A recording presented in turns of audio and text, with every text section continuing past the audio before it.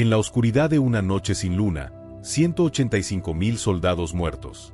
No hay rastro de combate, no hay signos de enfermedad, y ningún desastre natural ha azotado. Solo un silencio profundo y desconcertante envuelve el campamento. ¿Qué fuerza misteriosa podría haber causado tal devastación? Los asirios, temibles maestros de la guerra de asedio, conocidos por su habilidad para derribar las fortalezas más fuertes y someter reinos enteros, se encontraron de repente impotentes.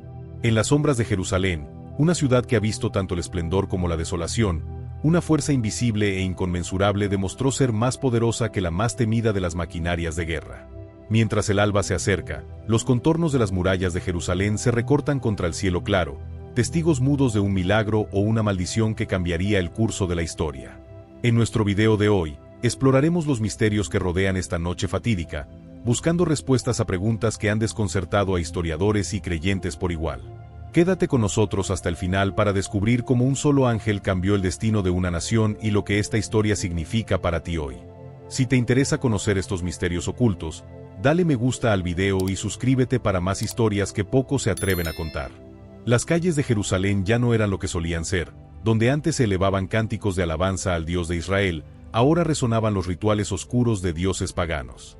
El incienso ascendía en honor a antiguas deidades, los altares se erigían en cada rincón y los rituales sagrados marcaban la tierra con su presencia. La corrupción del rey Ahaz no conocía límites. Había cerrado las puertas del templo de Dios, profanado los lugares sagrados y entregado el corazón de su pueblo a la idolatría y la superstición. Ahaz había llegado al trono con la responsabilidad de guiar a Judá en los caminos del Señor, pero en su desesperación por protegerse de sus enemigos, buscó alianzas con Asiria, un imperio despiadado y sediento de poder. En lugar de confiar en Yahvé, prefirió la protección de Tiglat-Pileser, a quien ofreció los tesoros del templo como tributo en 2 de Reyes 16:7-8. Cada decisión suya parecía hundir más a Judá en la sombra del juicio divino. Pero en medio de esta oscuridad, un joven príncipe llamado Ezequías observaba todo desde su ventana. A sus ojos Jerusalén se desmoronaba.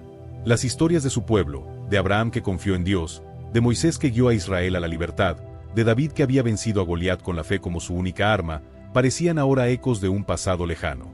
¿Sería Jerusalén destinada a caer en las manos de los asirios? ¿Podía un solo hombre cambiar el curso de su nación? Ezequías no era ajeno al miedo ni a la incertidumbre.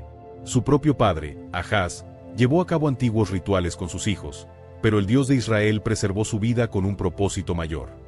Mientras los sacerdotes fieles eran silenciados y el pueblo se alejaba cada vez más del pacto, Ezequías mantenía en su corazón un anhelo por la restauración.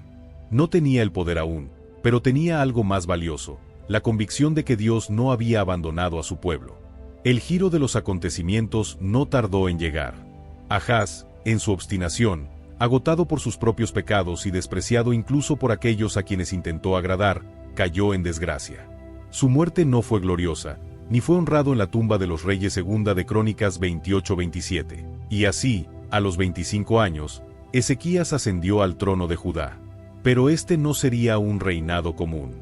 Desde el primer día, tomó una decisión radical: revertir todo lo que su padre había destruido. Ezequías, a pesar de su juventud, poseía una determinación y una claridad de propósito que desmentían su edad. Consciente del legado espiritual descuidado y las tradiciones corrompidas que había heredado, sabía que su primer acto como rey debía ser simbólico y transformador. Dirigiéndose con paso firme al templo de Salomón, un sitio que durante mucho tiempo había estado bajo llave y olvidado, ordenó la apertura de sus imponentes puertas, selladas desde hacía años. La multitud que lo seguía, compuesta por curiosos y escépticos, miraba con asombro mientras su joven monarca realizaba un acto audaz que marcaba un nuevo comienzo. Ante la atenta mirada de sus súbditos, Ezequías convocó a todos los sacerdotes y les impartió una orden que resonaría a través de las paredes del templo: limpia este templo, saca todo lo que no debería estar aquí, vamos a adorar a Dios de la manera correcta de nuevo. Sus palabras no eran solo una instrucción, sino un llamado a restaurar la pureza y la devoción que el templo había perdido. Motivado por un fervor reformista, no se limitó a dar órdenes desde lo alto, sino que participó activamente en la purificación. Día tras día, Ezequías trabajaba codo a codo con su gente, desmantelando los altares a dioses extranjeros y eliminando las imágenes idolátricas que habían profanado el recinto sagrado. Los sonidos de martillos golpeando la piedra se convirtieron en un eco constante a través de las calles de Jerusalén, un recordatorio audible del cambio radical que estaba en marcha. Bajo su liderazgo, los ídolos que una vez fueron adorados cayeron uno tras otro, y en su lugar, solo quedaban escombros de lo que había sido un falso objeto de veneración. Los altares extraños, una vez centros de rituales paganos, fueron reducidos a meros montones de piedra desechada. Este proceso de limpieza no solo transformaba el espacio físico del templo, sino que también comenzaba a sanar el tejido espiritual de la comunidad. Ezequías no solo buscaba erradicar la idolatría superficialmente, sino que también se esforzaba por fortalecer el corazón y la fe de su pueblo, recordándoles continuamente su herencia y las promesas de su Dios. A través de su liderazgo enérgico y su ejemplo personal, comenzaba a redibujar el mapa espiritual de Jerusalén, guiando a su gente de vuelta a las raíces de su fe ancestral. En un acto de valentía, desafió las alianzas corruptas y proclamó un retorno al verdadero Dios. Convocó a todo Israel y Judá a celebrar la Pascua, incluso a aquellos que habían sido llevados por el engaño de la idolatría. Su llamado era claro: la misericordia de Dios aún estaba disponible para aquellos que se volvieran a Él con humildad. Los primeros años de su reinado fueron de restauración, pero la verdadera prueba aún estaba por venir. Asiria, el imperio que su padre tanto temió, pondría sus ojos sobre Jerusalén. Sennacherib, el rey asirio, enviaría ejércitos para sitiar la ciudad y desafiar la fe de Ezequías. La historia de este joven rey apenas comenzaba, y la batalla por el alma de Judá estaba a punto de librarse. Porque cuando todo parece perdido, Dios siempre tiene un remanente fiel. Y en la vida de Ezequías, su fidelidad sería puesta a prueba como nunca antes. Cuando Ahaz murió, Ezequías tomó el trono en medio de un reino debilitado por la corrupción y el abandono espiritual. No había dudas de que podía seguir el camino de su padre, gobernar con complacencia y evitar enfrentamientos. Pero algo ardía en su interior, un deseo inquebrantable de volver a Judá su verdadera identidad. Él no era solo un rey, era un reformador, un hombre llamado a desafiar la decadencia y restaurar la relación de su pueblo con Dios. Su primera orden resonó en todo el reino: abran las puertas del templo, vamos a limpiar la casa de Dios. El templo, una vez glorioso, estaba cubierto de polvo y ruinas. Los altares habían sido profanados, y las lámparas que debían arder en honor al Altísimo estaban apagadas. Con determinación, Ezequías reunió a los sacerdotes y levitas, exigiendo que se purificaran y comenzaran la restauración. Durante días, los sonidos de martillos destruyendo ídolos y de escobas barriendo los pasillos resonaron en Jerusalén. Era más que una limpieza física, era el inicio de una transformación espiritual. Pero Ezequías sabía que no bastaba con restaurar el templo. El pueblo de Judá necesitaba algo más profundo: recordar quiénes eran. Así que hizo un llamado sin precedentes. Convocó a toda la nación, e incluso a los sobrevivientes del reino del norte, para celebrar la Pascua. Esta festividad, que había sido olvidada durante generaciones, era un recordatorio del poder redentor de Dios y su fidelidad a Israel. Sin embargo, no todos recibieron este despertar espiritual con alegría. Mientras muchos acudieron con corazones quebrantados, otros se burlaron de la invitación en 2 de Crónicas 30:10, pero Ezequías no se dejó intimidar. Oró por su pueblo y Dios escuchó su súplica, trayendo sanidad y unidad entre aquellos que habían sido fieles y los que apenas comenzaban a comprender la magnitud de su llamado. La reforma de Ezequías no se detuvo en la restauración del templo ni en la celebración de la Pascua. Decidió cortar de raíz todo vestigio de idolatría en Judá. Los lugares altos, los altares dedicados a dioses extranjeros y la serpiente de bronce que Moisés había levantado en el desierto, pero que ahora era objeto de adoración equivocada, fueron destruidos sin piedad. No habría más concesiones. Judá debía volver completamente a Dios. Mientras tanto, una amenaza creciente se cernía sobre Jerusalén. Desde el norte, el imperio asirio avanzaba con una brutalidad implacable. Israel, el reino del norte, ya había caído en sus manos, y ahora Sennacherib, el monarca asirio, tenía su mirada puesta en Judá.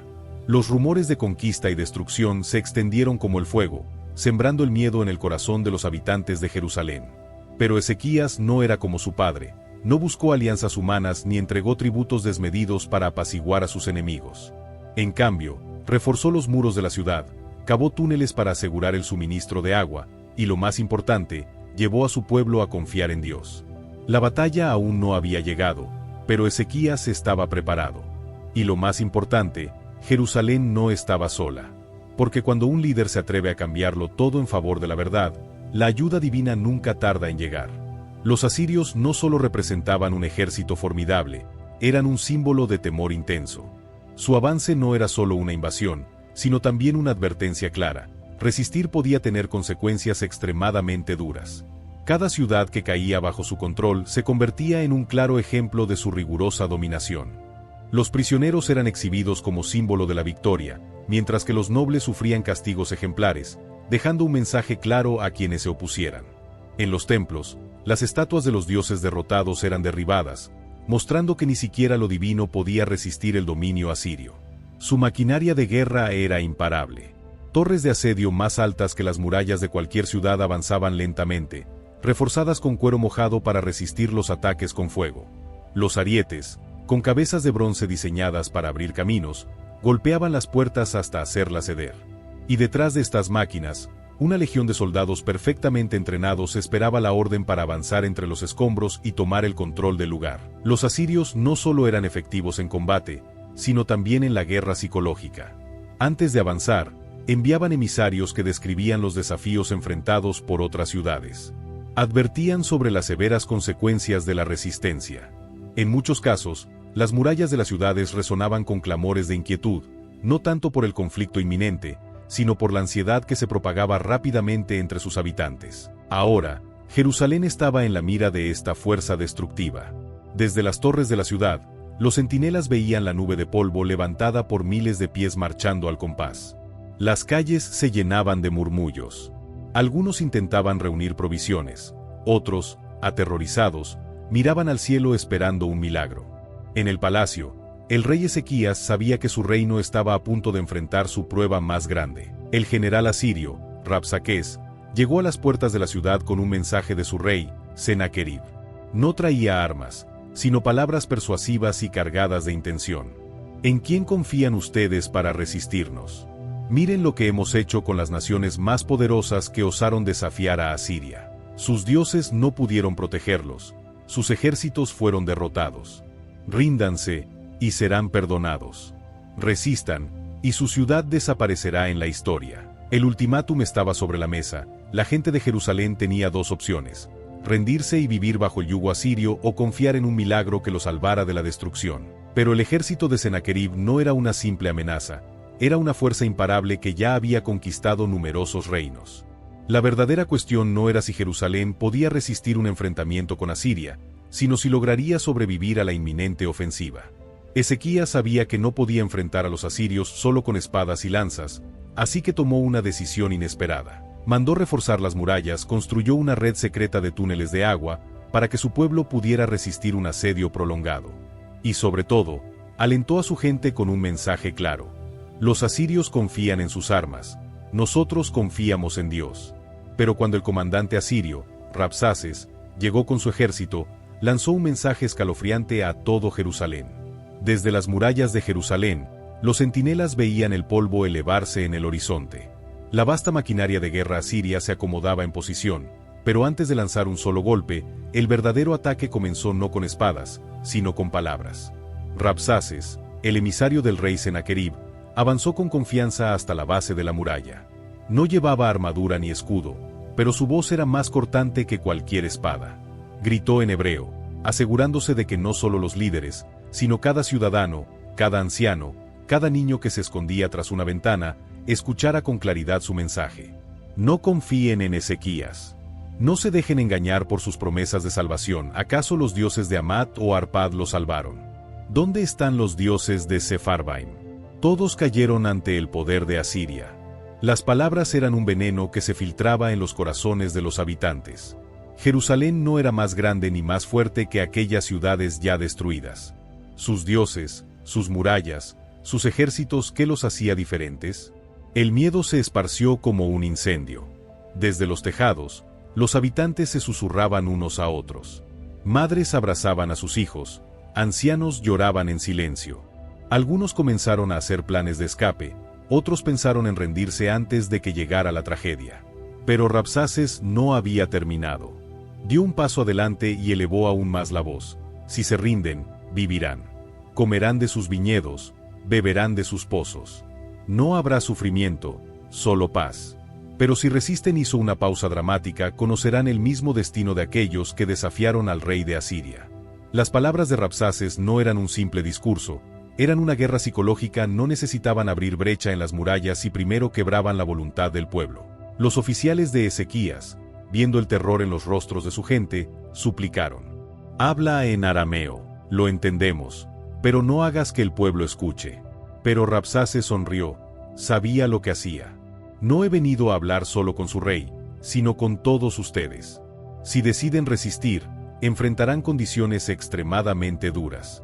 La severidad de sus palabras impactó profundamente. Era una realidad dura. Un asedio prolongado podía llevar a situaciones desesperadas y consecuencias severas. Desde dentro del palacio, Ezequías escuchó los rumores del miedo. Sabía que su pueblo estaba al borde de la desesperación. No tenía un ejército que pudiera rivalizar con Asiria. No tenía una alianza que lo salvara. Todo indicaba que Jerusalén estaba condenada. Y entonces, hizo lo único que podía hacer. Se postró ante el altar y abrió la carta de amenaza que había recibido de Sennacherib. Con manos temblorosas, la extendió ante Dios y oró. No pidió un ejército ni armas. No pidió que el enemigo desapareciera mágicamente. Solo pidió una cosa: «Señor, salva a tu pueblo. No para nuestra gloria, sino para que el mundo sepa que tú eres Dios». Esa noche, mientras la ciudad dormía con el terror de un inminente ataque, algo cambió. El aire se volvió denso, el silencio pesaba. Y cuando el sol comenzó a asomar en el horizonte, los vigías subieron a las murallas, listos para ver el avance asirio. Pero lo que vieron los dejó sin palabras. El ejército más formidable del mundo estaba inmóvil en el suelo. A su alrededor, había espadas sin reclamar y un silencio abrumador. En una sola noche, un evento misterioso afectó al campamento asirio. 185.000 soldados, conocidos por su imponente presencia en batalla, ya no eran una amenaza. No hubo guerra, no hubo batalla, solo la intervención de un Dios que no había abandonado a su pueblo. Rabsaces, el hombre cuya voz había sembrado terror, ahora huía en completo silencio. Y Jerusalén, contra todo pronóstico, permanecía en pie. Esa noche, en el campamento asirio, los soldados se acomodaban dentro de sus tiendas con la certeza de la victoria. Habían visto caer ciudades más grandes que Jerusalén, habían conquistado reinos con más ejércitos, más riquezas, más defensas. Para ellos, la caída de la ciudad no era cuestión de si sucedería, sino de cuándo. Algunas fogatas seguían encendidas, y el aroma del último pan que comían antes de la batalla se mezclaba con el aire denso de la noche. Entre las sombras, los oficiales asirios hablaban con confianza. «Mañana, esas murallas caerán. Mañana, los hombres serán esclavos y las mujeres nuestras. Mañana, Jerusalén dejará de existir». Y entonces, la noche avanzó. Pero dentro de Jerusalén, la escena era diferente. No había fiesta ni cánticos. No había esperanza en los rostros de los ciudadanos, solo un silencio cargado de miedo. Ezequías, tras orar en el templo, había recibido un mensaje del profeta Isaías. «No temas, no dispararán una flecha contra esta ciudad». Las palabras eran poderosas, pero ¿cómo creerlas cuando, del otro lado de los muros, el ejército más brutal del mundo estaba listo para el ataque? ¿Cómo confiar cuando las estrategias militares indicaban que el fin era inevitable? Los centinelas en la muralla no se atrevieron a cerrar los ojos, se quedaron de pie toda la noche, esperando escuchar el primer grito de ataque, la primera carga de arietes, el silbido de las flechas enemigas. Pero la noche avanzaba y todo seguía en calma. La primera señal de que algo extraño ocurría fue el viento. Un aire helado recorrió el campamento asirio. Las llamas de las fogatas titilaron, como si una presencia invisible se moviera entre ellas. Los caballos comenzaron a inquietarse. Se escucharon relinchos, movimientos en las sombras, un murmullo en la nada, pero nadie entendió qué sucedía. Y luego, el silencio absoluto cuando los primeros rayos del sol tocaron el horizonte. Los vigías en la muralla miraron hacia el campamento enemigo. Sus ojos se entrecerraron, confundidos. Esperaban movimiento, ruido, la preparación para la ofensiva final. Pero no había nada. Los estandartes asirios aún ondeaban en el viento. Las tiendas seguían en su sitio. Pero algo estaba mal. No se escuchaban voces, no había sonidos de pasos, ni el metal de las armas chocando entre sí. El desconcierto se convirtió en incredulidad. Algunos pensaron que se trataba de una trampa, una estrategia para atraerlos a la batalla. Pero no hubo emboscada, no hubo guerra. Desde su tienda, Sennacherib despertó sobresaltado. Algo no estaba bien. Su instinto de guerra, el mismo que lo había llevado a conquistar decenas de naciones, le decía que debía irse. Algo inexplicable había ocurrido, algo que su orgullo no le permitía admitir. Sin una sola palabra, el gran rey de Asiria, el conquistador invicto, el azote de las naciones, ordenó la retirada. No hubo anuncio, no hubo batalla, solo una retirada silenciosa, vergonzosa. Sus soldados, que la noche anterior estaban listos para destruir, ahora empacaban apresurados, evitando mirarse unos a otros, sin poder explicar lo que había sucedido. Desde la muralla, el pueblo de Jerusalén observaba. Primero con cautela, luego con asombro, finalmente con júbilo. Habían sido salvados sin levantar una espada, sin disparar una flecha. El mayor imperio del mundo había huido ante algo que no podían ver, que no podían entender. Sennacherib regresó a Nínive, pero su historia no terminó ahí. Derrotado, humillado, sin la gloria que esperaba, entró a su templo para buscar consuelo en sus dioses. Pero allí, entre las sombras de su propio santuario, lo esperaba su destino final. Sus propios hijos, en un acto de traición, fueron responsables de su fin. El gran conquistador, el hombre que desafió a Dios, no murió en la batalla, sino en el lugar donde esperaba ser protegido.